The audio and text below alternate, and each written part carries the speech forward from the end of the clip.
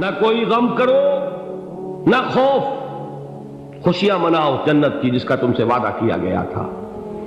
اللہ کی ربوبیت پر اطمینان جب انسان کو ہو جاتا، میرا رب اللہ ہے، ربی اللہ، انسان کے لیے نہ کوئی کھٹکا، نہ کوئی خطرہ، نہ کوئی خوف، نہ کوئی حزن۔ جو کچھ ہو رہا ہے کس کے اذن سے ہو رہا ہے؟ اللہ کے اذن سے۔ اللہ کے اذن کے بغیر پتہ تک نہیں ہلتا۔ یہ کوئی اندھا بہرا مادہ نہیں ہے جس سے مجھے کوئی خوف ہو۔ اندھا بھینسا چلا رہا ہو اس سے تو ڈرنے کا ہر انسان کو ڈرنا چاہیے، نہ معلوم کس کو ٹکر مار دے، لیکن نہیں، اس کائنات کو چلانے والا ایک سمیع و بصیر خدا ہے۔ وہ جو میرا دوست ہے، میرا ولی ہے، اللہ ولی الذین آمنوا یخرجہم من الظلمات الی النور، اللہ اہل ایمان کا ولی ہے، ساتھی ہے، پشت پناہ ہے، مددگار ہے، حمایتی ہے۔ بتائیے جسے یقین ہو جائے کہ اللہ میرا مددگار، اللہ میرا محافظ، اللہ میرا پشت پناہ، اللہ میرا حمایتی، اس کے لیے کوئی خوف ہوگا؟ اس سے کوئی ڈر ہوگا؟ میں مثال دیا کرتا ہوں ایک بہت سادہ، پنجاب کے دیہات کی۔ تو بڑا چودھری ہے اور کوئی غریب کسان ہے۔ اس غریب کسان کے جانوروں کو ہر وقت اندیشہ ہوگا چوری کا، کوئی میری بھینس کھول کر نہ لے جائے، کوئی میرا بیل کھول کر نہ لے جائے۔ لیکن جس کے بارے میں یہ سب کو معلوم ہو کہ وہ جو بڑا چودھری ہے وہ اس کا دوست ہے، اس کی بچیا کو کوئی خوف ہوگا؟ اس کی بھینس پر کوئی ہاتھ ڈالے گا؟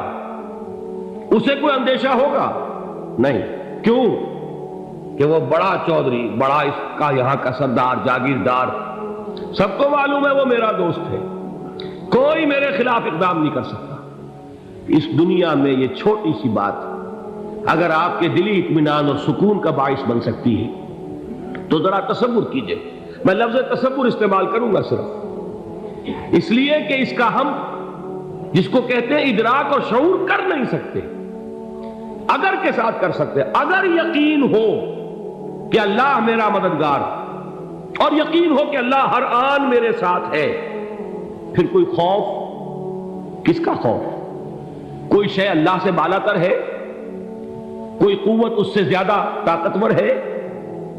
کوئی اس کے ارادے کو بدلنے والا ہے؟ کوئی اس کی مشیت کے آڑے آنے والا ہے؟ یہی بات ہے جو حضور نے فرمائی، یہ ایمان کا حاصل ہے لب لباب، کہ دیکھو اچھی طرح اس بات کو ذہن نشین کر لو، اگر تمام انسان مل کر تمہیں کوئی نقصان پہنچانا چاہے نہیں پہنچا سکتے، مگر جو کچھ اللہ نے لکھ دیا ہو، اور تمام انسان مل کر تمہیں کوئی نفع پہنچانا چاہے نہیں پہنچا سکتے، مگر وہ شے جو اللہ نے طے کر دی۔ آپ پھر میں کہوں گا ذرا طاری کیجئے، اسے فرض کیجئے، اسے سوچئے، اگر اس حدیث پر ہمارا دل ٹھکا ہوا ہو تو کسی سے ڈر ہوگا؟ یہ مجھے نقصان نہ پہنچا دے، یہ میری رپورٹ خراب نہ کر دے، یہ میری انکریمنٹ نہ رکوا دے، یہ میرا یہ نہ بگاڑ دے، یہ میرے یہ نقصان نہ پہنچا دے، اس کا ڈر، اس کا ڈر، اس کا خوف، اس کی خوشامد، اس کے لیے جا کر طرح طرح سے اپنی عزت نفس کو ذلیل کروانا اس کے سامنے۔ یہ سب کچھ کیوں کرتا ہے انسان؟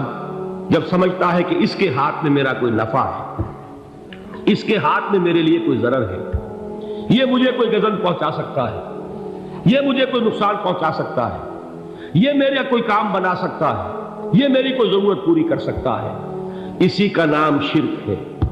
جہاں آپ نے یہ سمجھا کہ غیر اللہ کے اندر کوئی طاقت موجود ہے، وہی شرک ہے۔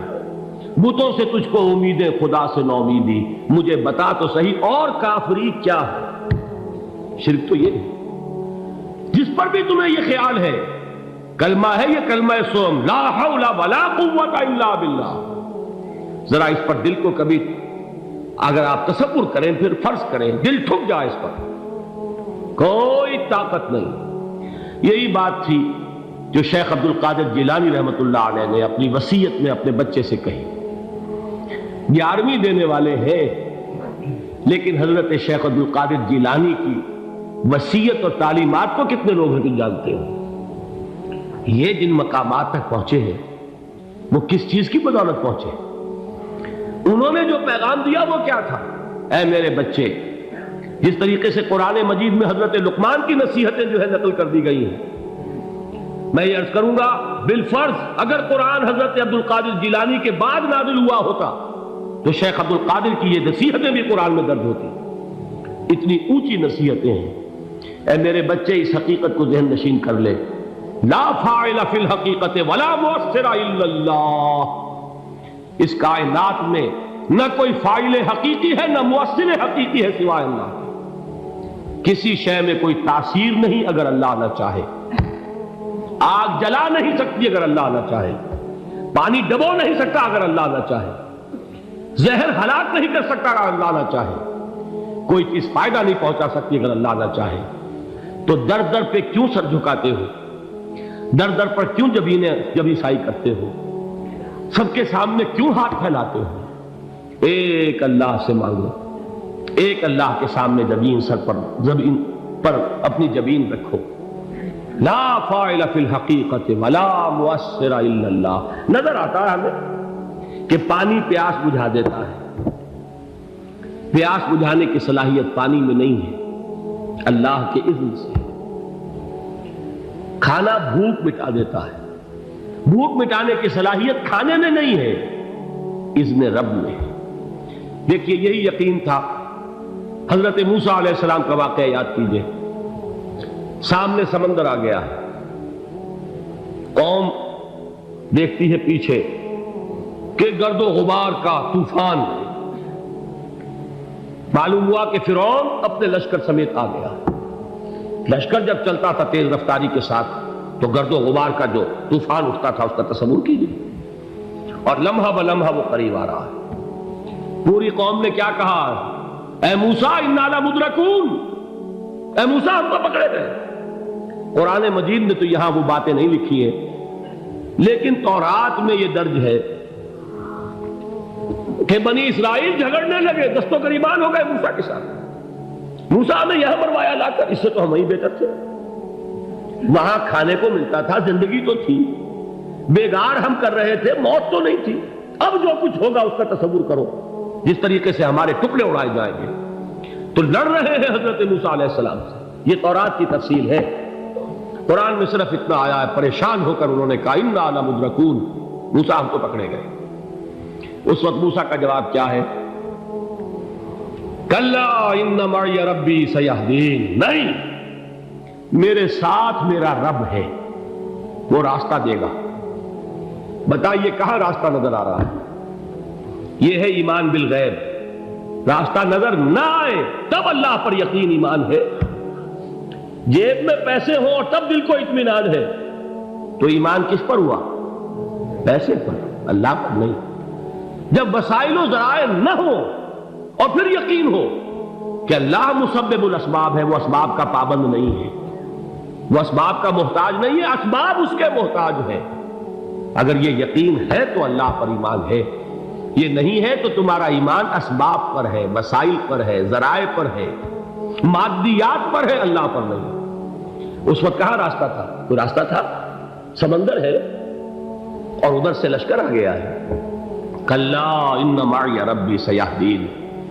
اب دیکھیے ایمان کہہ دینا آسان ہے، ہوا معکم اینما کنتم، جہاں کہیں بھی تم ہوتے ہو اللہ تمہارے ساتھ ہوتا ہے، لیکن اس کا یقین قائم ہو جائے تو زمین و آسمان کا فرق واقع ہو جائے۔ یہی بات ہوئی حضور کے ساتھ۔ غار ہے، چھپے ہوئے ہیں محمد رسول اللہ اور آپ کے وہ یار غار ابو بکر صدیق رضی اللہ تعالی عنہ۔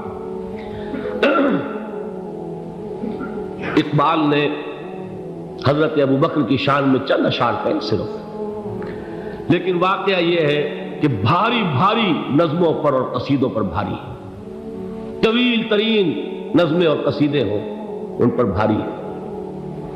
ہمتیں ابو بکر کی ہمت جو ہے، کشت ملت را چوں ابر، جیسے بارش سے کھیتی اپجتی ہے، ابو بکر کی ہمت اور عزیمت اس امت کو اسی طرح سینچنے والی ہے۔ ثانیے اسلام و غار و بدر و قبر،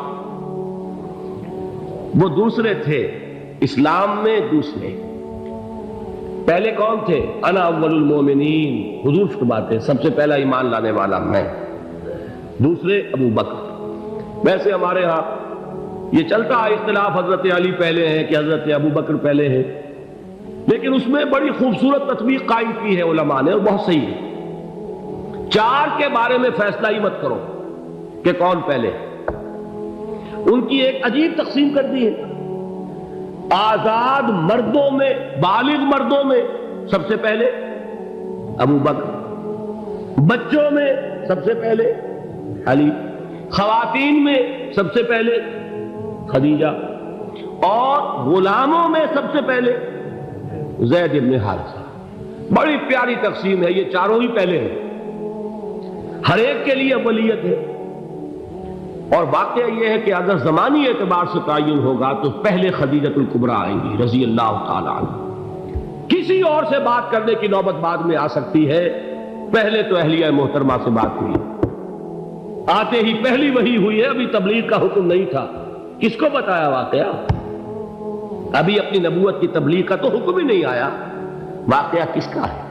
وہ خدیجہ کا ہے۔ جب کہا ہے کہ خشیت علی نفسی، مجھے اپنی جان کا اندیشہ ہے، تو کیا جواب دیا خدیجہ نے رضی اللہ تعالی عنہا؟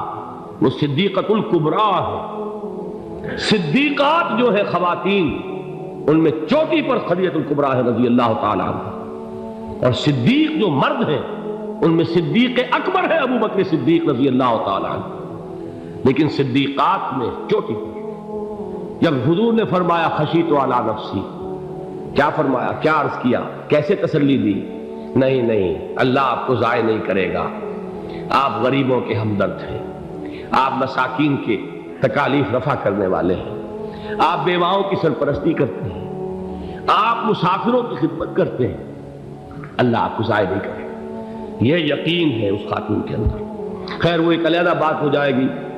میرے دل پر حضرت خدیجہ رضی اللہ تعالیٰ عنہ کی شخصیت کا بڑا گہرا نقش ہے، جو وہ کوئی اور ہی وقت اور موقع ہوا تو بیان ہوگا۔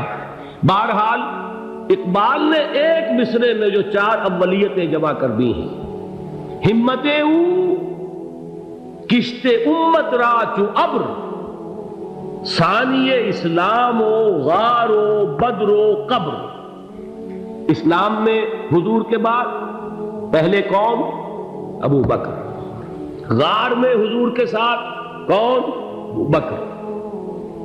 بدر کی رات اللہ کا رسول سربسجود وہ جھاڑ، وہ گھاس پھوس کی جو جھوپڑی بنائی گئی تھی، اور وہاں تلوار ننگی لے کر پہرا دینے والا کون؟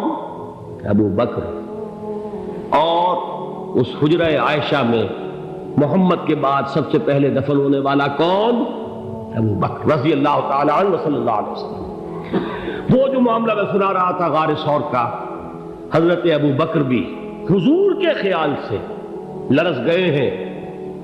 آپ کو یاد ہوگا کہ جا کر پہلے تمام جتنے سوراخ تھے انہیں بند کیا ہے، ایک سوراخ رہ گیا تھا جس کو بند کرنے کے لیے کوئی کپڑا نہیں تھا، وہاں اپنی ایڑی رکھی ہے، تب کہا ہے حضور سے تشریف لائیے، اور اپنے زانو پر حضور کو لٹایا ہے، اور وہاں کسی موذی جانور نے کاٹا ہے، حضور کی آنکھ لگ گئی تھی، اس وقت اس بل کے اندر جو بھی بچھو ہے کیا ہے واللہ عالم، اس نے کاٹا ہے، اس کی تکلیف کی وجہ سے ابو بکر کی آنکھوں سے آنسو ٹپک گئے، حضور کے چہرے مبارک پر پڑے ہیں، تو حضور جاگے ہیں، معاملہ کیا ہے؟